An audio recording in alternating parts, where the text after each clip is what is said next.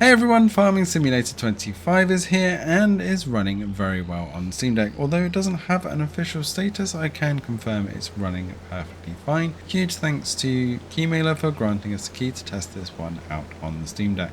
I'm not quite sure why this doesn't have a playable or verified status at all yet, but it definitely deserves at least playable, although I'm fully expecting this to hit verified as it does work perfectly fine out of the box, but I am going to recommend some better settings because it does flicker quite a lot with the default settings on very low. So come into the profile and set this to a low.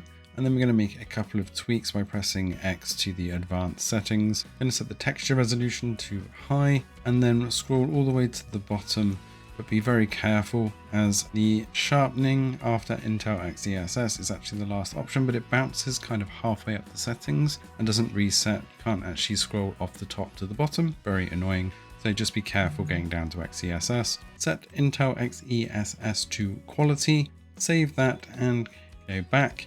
Keep the frame rate at 60 on the frame rate limit and VSync off, but then on the Steam Deck you're going to want to set this to 45 frames per second. Now it doesn't quite work with the HDMI pass-through that I have at the moment. I'm hoping to get a new version of this soon so that I can reflect this again, but that is where you're going to want to be, as in pretty much all situations you are going to get close to that 60 frames per second, but pushing 20 watts. But it doesn't always hold that 60, especially when moving around on the roads and getting in and out of vehicles. It does dip into those low 50s quite often. So you want that 45 cap to give it a solid, stable performance and also save you a bit of battery life as well. Then at least you won't have any flicker and it does look pretty decent.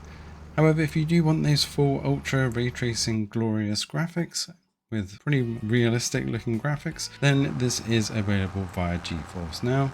And you can obviously use that RTX power or go for the full ultimate tier if you want to go all out. However, if you are looking to play this locally, I do think this is worthy of the verified tag, as it does run perfectly fine on the Steam Deck and has full controller mapping and everything as well. Let us know in the comments below if you're going to be diving into this one. You'll certainly lose quite a few hours ploughing fields and crops and managing AI workers if farming is your thing. Thanks for watching and see you in the next one.